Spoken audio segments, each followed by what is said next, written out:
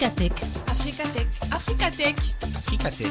Africatech. Africatech vous fait découvrir le potentiel du digital, l'évolution technologique et la croissance numérique du continent africain en un seul clic. Africatech, en un seul clic. Africatech, l'émission qui s'intéresse à l'impact du numérique sur le continent africain.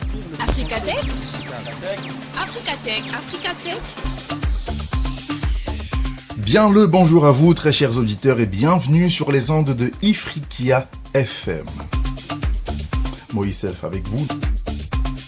Africatech, votre émission de technologie pour l'Afrique. Alors pour ce numéro, nous aurons le débat virtuel qui portera aujourd'hui sur le Kenya qui choisit de renforcer son écosystème numérique en lançant un permis de travail pour les nomades numériques. Alors pour ce numéro, je serai en compagnie de nos merveilleux chroniqueurs. J'ai cité Janicia Matondi du Gabon. Bonjour Janicia. Bonjour Moïse. Et bien évidemment Karen Novelé du Mozambique. Bonjour Karen. Bonjour Moïse et bonjour à nos chers auditeurs. Et pour terminer, Alamine Mahamat du Cameroun. Bonjour Alamine. Bonjour à tous les auditeurs d'Ifriqiya FM. À tout de suite pour le débat virtuel. Le débat virtuel. Le débat virtuel. Un regard sur l'avenir du continent Africatech. Un regard sur l'avenir du continent africain. Africatech. Très chers auditeurs, nous sommes de retour en compagnie de nos chroniqueurs pour parler du Kenya qui lance un permis de travail pour les nomades numériques. Alors, le président l'avait annoncé lors d'une exposition, l'exposition Magical Kenya Travel Expo. C'est une initiative qui vise à attirer les professionnels du monde entier avec le but de dynamiser l'économie, renforcer l'écosystème numérique du Kenya. Il y a beaucoup de défis et c'est justement de ça que nous allons en parler aujourd'hui, n'est-ce pas Alamine ?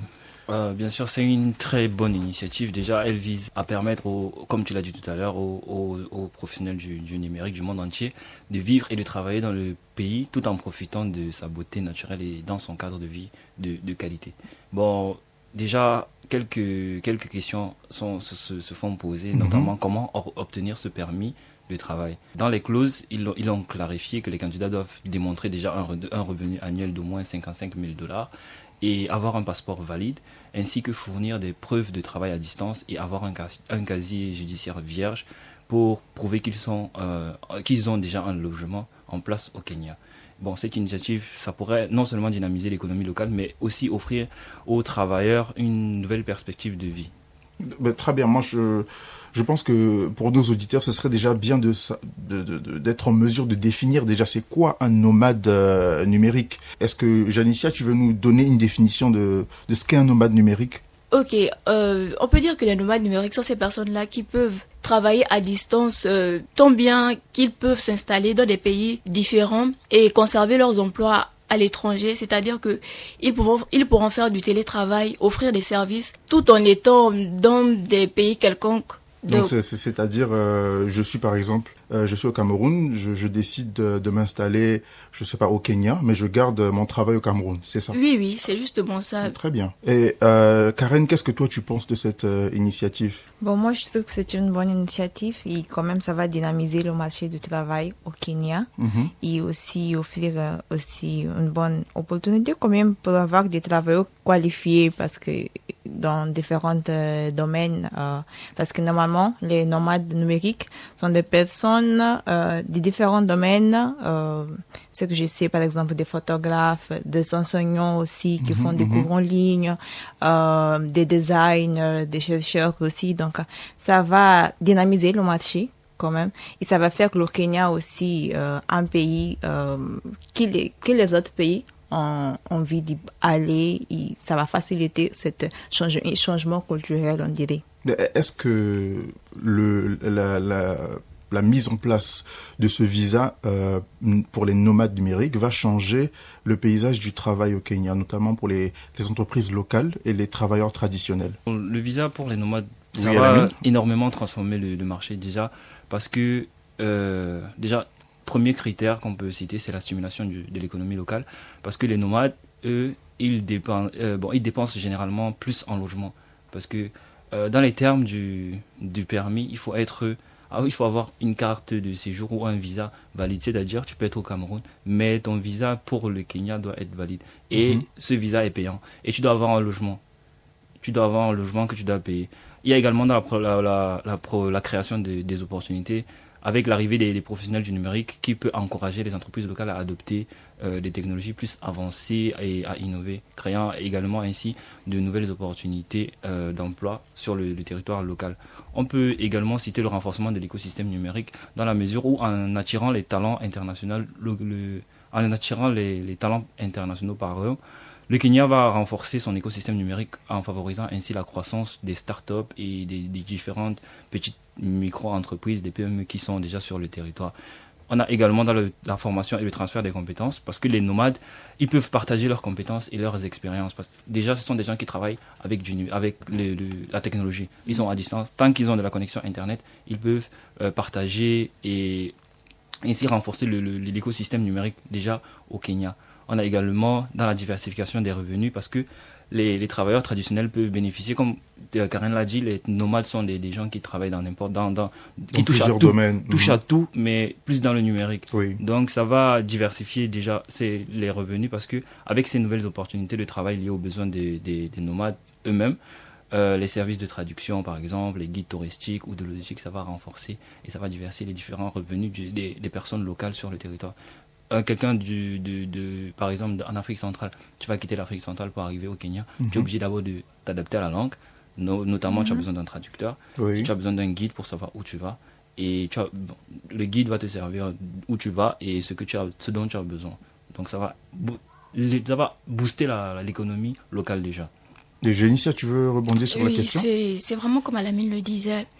Ça va vraiment pousser les travailleurs kenyans à pouvoir plus encore se lancer dans l'entrepreneuriat par rapport à la hausse de demande qui va être suscitée par la présence des nomades. Donc, aussi, il faut dire que la présence de ces nomades-là va entraîner une certaine qualification des travailleurs kenyans, parce que dans la présence des nomades, il y aura cet échange de culture, cet échange de traditions.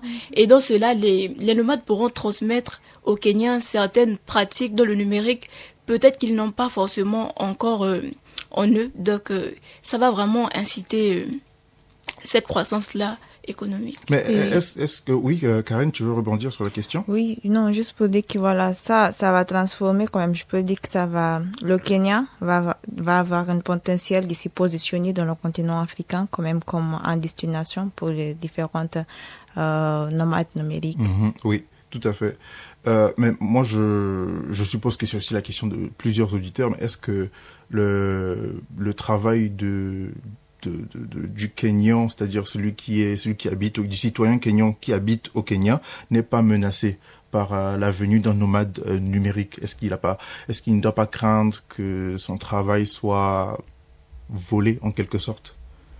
Bon, moi je dirais que les Kenyans n'ont pas vraiment à s'inquiéter par rapport à cela, parce que dans les permis, je pense qu'il y a des contrats qui doivent bien établir ces règles-là, et c'est même dit que ces nomades-là ne viennent pas pour prendre la place des Kenyans dans le marché du travail, mais ils viennent juste, je ne sais pas comment je pourrais le dire, comme un apport de plus au Kenya, mais pas vraiment tant que ça s'installer complètement sur le marché du travail au Kenya. Et dans ces permis-là, je pense que cela est dit qu'ils ne doivent pas totalement, je ne sais pas comment le dire.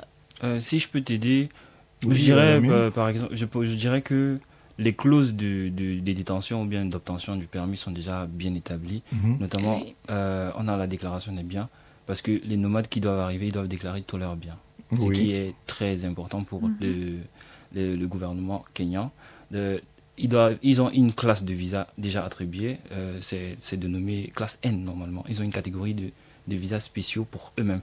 Et il va permettre aux travailleurs de travailler à distance et de vivre dans le territoire. Sur le territoire kenyan. Il y a également les conditions du visa qui sont d'obtenir. Bon, pour obtenir ces visas de classe N, les candidats doivent fournir une preuve d'emploi à distance. Donc, ils doivent montrer qu'ils travaillent déjà à distance et le revenu qu'ils ont eu à gagner pour avoir la possibilité de postuler en tant que nomade.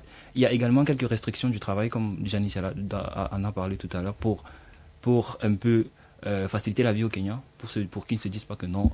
Pour préserver les emplois les titulaires de visa classe N, par exemple, ils ne peuvent pas travailler sur place. Ah, Ils d'accord. ne peuvent pas travailler sur place et ça préserve ainsi les opportunités d'emploi pour les résidents locaux. Moi, je trouve que c'est une bonne chose parce que quand tu ne peux pas travailler sur place, tu es obligé d'employer les autres. Et non seulement il y a ça, et en plus, quand tu arrives sur le territoire, tu as besoin des Kenyans pour faire tes choses. Tu as besoin des Kenyans pour te traduire la langue, pour te trouver des endroits où loger. Tout passe par les Kenyans. Et également, pour également, comment dire, ajouter un plus à l'économie kenyane, il y a certaines clauses par rapport aux impôts. Déjà, il y a une clause sur l'impôt sur le revenu qui dit que les nomades numériques seront soumis à l'impôt, ils seront soumis à cet impôt pour les revenus générés pendant leur séjour. Donc, Très bien. pendant le séjour qui passent au Kenya, Au Kenya. chaque argent qu'ils vont gagner, ils doivent payer. Ils doivent payer en Oui, quelque sorte. Cet argent est taxé. Oui, exactement. Il y a également les taxes sur les services numériques qu'ils fournissent. Parce que les Kenyans, en introduisant une taxe sur les services numériques, ils s'appliquent aux services fournis par ces entreprises technologiques. Très bien, d'accord. Il y a également des petites conformités fiscales, notamment. Ils doivent s'assurer de respecter les obligations fiscales locales pour ne pas fuir avec l'argent. Oui, Pour dire ça naturellement. simplement. Oui. Et également, il y a la clarté sur les recommandations. Surtout sur parce que tout est écrit et doit être respecté. Moi je trouve que c'est une très bonne initiative parce que ça va permettre non seulement aux autres de s'intéresser au Kenya, mais ça va plus apporter au Kenya.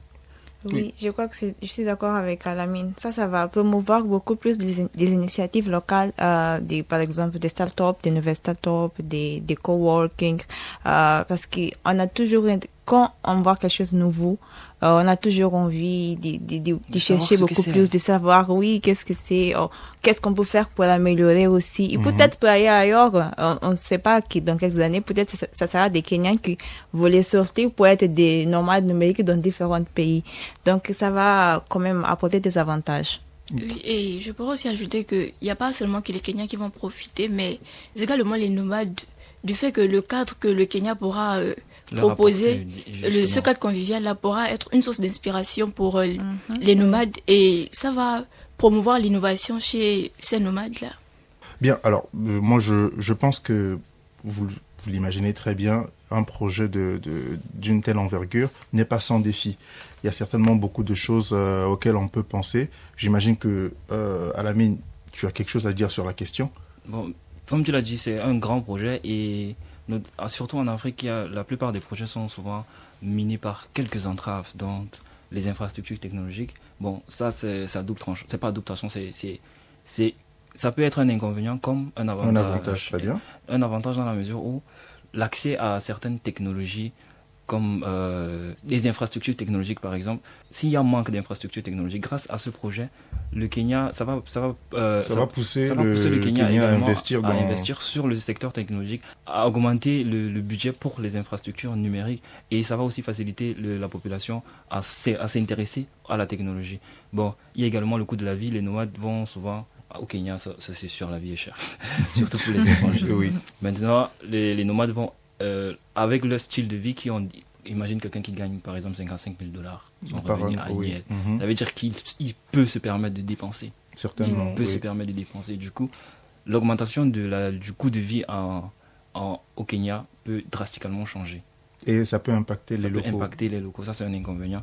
On a également la compétition pour les talents, parce que ça c'est un bon truc, parce que un investisseur en nomade vient, il a besoin de quelqu'un de telle qualification pour quelque chose, pour un projet.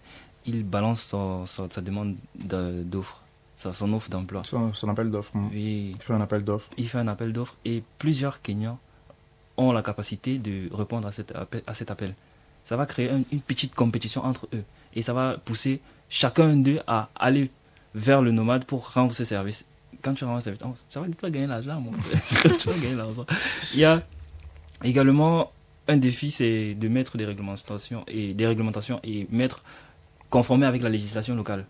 Oui, tout à fait. Un nouveau projet nécessite beaucoup de fonds, beaucoup de législation, parce qu'on ne peut pas tout se permettre. C'est vrai, certaines clauses ont été émises dans les permis, mais la législation locale doit aussi légèrement changer. Pas tant de souplesse, mais donner plus davantage aux nomades numériques pour qu'ils viennent encore plus. Donc, ils doivent mettre en place des réglementations claires et adaptées, pas trop compliquées à comprendre pour ne pas trop les perturber. Du coup, sans vouloir te couper à la mine, est-ce que tu penses, la question est pour vous aussi, est-ce que vous pensez que le Kenya peut vraiment se positionner comme une destination privilégiée pour les nomades numériques face à la concurrence d'autres pays africains ou peut-être de l'international? Oui, moi je pense vraiment que le Kenya peut se positionner comme tel. Déjà que le Kenya en Afrique a une bonne position technologique avec des nombreux hubs que le Kenya dispose. Et donc je me dis que le Kenya est quand même préparé pour recevoir ces nomades-là et donc est à la hauteur parmi les pays d'Afrique. Oui, je suis d'accord avec Janitia aussi. Pour ce que j'ai vu, un des objectifs du président, de l'actuel président du Kenya, c'est de révolutionner, je peux dire comme ça, l'économie digitale. Donc, je crois que oui, le Kenya est un potentiel pays, voilà. Tu partages l'avis à la mine? Moi, je les rejoins parce que le Kenya fait partie des premiers pays d'Afrique qui se positionne en tant que hub technologique de l'Afrique. Ça ne peut être qu'un plus pour eux pour aller de l'avant, pour dépasser certains pays qui sont encore à la retraite. Et en ce qui concerne les défis, Karen ou Janicia, est-ce qu'il y a quelque chose que vous aimeriez ajouter? Peut-être un dernier mot? Bon, moi, ce que je peux ajouter, c'est peut-être que ça va entraîner quelque part également un problème d'interaction entre les nomades et les populations locales. À cause de la hausse de la demande que les nomades vont entraîner, ça pourrait compliquer les interactions entre la population et les nomades parce que les populations peuvent accuser les nomades de cette hausse des coûts maintenant, des hausses de coûts de vie, comme disait Alamine. Et ça va peut-être retirer, je ne sais pas comment le dire, ça peut créer des tensions. Entre les nomades et les populations. Et ils pourront même vouloir rejeter ces nomades-là. Donc, oui, bon, c'est quelque chose que l'on constate aujourd'hui dans pas mal de pays. Lorsqu'on parle de surtourisme, c'est quelque chose qui arrive maintenant, surtout en Europe. Je pense que l'Afrique en est encore loin, mais je pense que c'est quelque chose à considérer pour mieux se préparer à l'avance. À la mine, peut-être un dernier mot. Dernier mot, c'est que avec ce projet, le Kenya va vraiment se positionner en tant que puissance technologique en Afrique et ça va lui ouvrir beaucoup d'autres opportunités, non seulement aux locaux et aux étrangers qui viendront s'installer. Très bien. Karen? Oui, je suis vraiment d'accord avec Alamine. Cet projet, ça va dynamiser le marché du travail en Kenya et aussi offrir des nouvelles opportunités aussi, soit aux locaux, soit aussi aux nomades numériques. Très bien. Alors, je pense que c'est sur ces mots que nous allons terminer notre émission. Je vous remercie d'avoir répondu présent à l'invitation. Je vous remercie, vous, les auditeurs, de votre fidélité. Je vous invite à retrouver ce numéro sur nos réseaux sociaux ainsi que sur notre application disponible sur le Play Store. On se dit à la semaine prochaine. Au revoir.